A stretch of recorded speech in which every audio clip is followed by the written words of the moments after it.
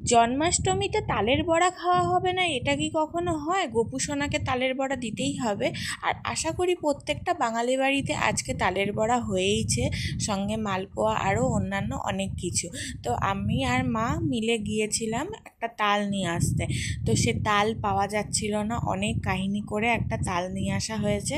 তো তালটা নিয়ে এসেই মা দেখো কি সুন্দর এটাকে ছাড়াচ্ছে। তালের বড়া কার কার প্রিয় আমাকে কমেন্ট করে জানিও তো, আশা করি সবারই প্রিয় হবে। তো তাই তাড়াতাড়ি কমেন্ট করে আমাকে জানাও। যাই হোক, আমার চ্যানেলটা কিন্তু সাবস্ক্রাইব করতে ভুলো না। আর এই পরে মা দেখো তালের হালকা সামান্য একটু জল দিয়ে এইভাবে তালগুলোকে একটু পিটিয়ে নিচ্ছে। এটা পিটিয়ে নেওয়ার কারণটা হচ্ছে নরম করা। যারা তাল ভাঙতে জানে না তারা এই ভিডিওটা দেখে তাল শিখে নাও। আর এইভাবে মা এই তালের যে কাইটা মানে পাল্পটা সেটা বার করে নিচ্ছে। অনেকে এটাকে কি করে ছাঁকনি দিয়েও হচ্ছে ছেঁকে ছেঁকে করে, মানে ঘষে ঘষে করে। তো ঘষে ঘষে করলেও হয়। আর এর মধ্যে মা কিন্তু তালের এই পাল্পটাকে একটু ছেঁকে নিয়েছে, মানে একটা বড় ছাঁকনি দিয়ে ছেঁকে নিয়েছে। আর এর মধ্যে দেয়া হয়েছে ময়দা, চিনি, সুজি, এগুলো দিয়ে ভালোভাবে এখন এটাকে মিক্সড করে নিতে হবে। হাত দিয়ে মিক্সড করাটাই সবথেকে বেটার, কারণ কি না হলে এর মধ্যে ওই ময়দা এগুলোর একটা দানা দানা থেকে যাবে। তাই জন্য সবসময় এগুলো হাত দিয়েই চটকানো ভালো। আর হাত দিয়ে করার মজাই আলাদা।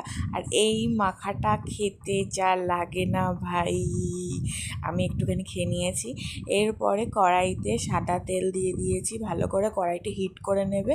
তারপরে সাদা তেল দিয়ে এই দেখো একটু একটু করে দিয়ে দিচ্ছি। কি সুন্দর তেলের মধ্যে এগুলো ভাসছে, আমার এত ভাল লাগে।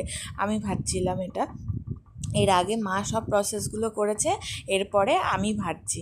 তো এই ভাজাভুজি আমি তো টেনশানে ছিলাম যে ঠিকঠাক করে ভাজতে পারবো কি না, পুড়ে না যায়। তো না, দেখলাম ভালোই। আর আমার স্বভাব খুব খারাপ জানো তো, দেওয়ার সঙ্গে সঙ্গেই ওটাকে নাড়ানো, যাতে ভেঙেই যায়। এই জন্য আমারটা ঠিকঠাক হয় না, তো আমি তারপরে আর নাড়াইনি। তো দেখো কি সুন্দর গোল্ডেন কালার হয়েছে, এত সুন্দর লাগছে, টেম্পটিং লাগছে, দেখেই মনে হচ্ছে খেয়ে নিই টপাস করে। তা এখনই আমার লোভ লাগছে। দেখো এই যে ফাইনাল লুক, খেতে এত সুন্দর হয়েছিল। ও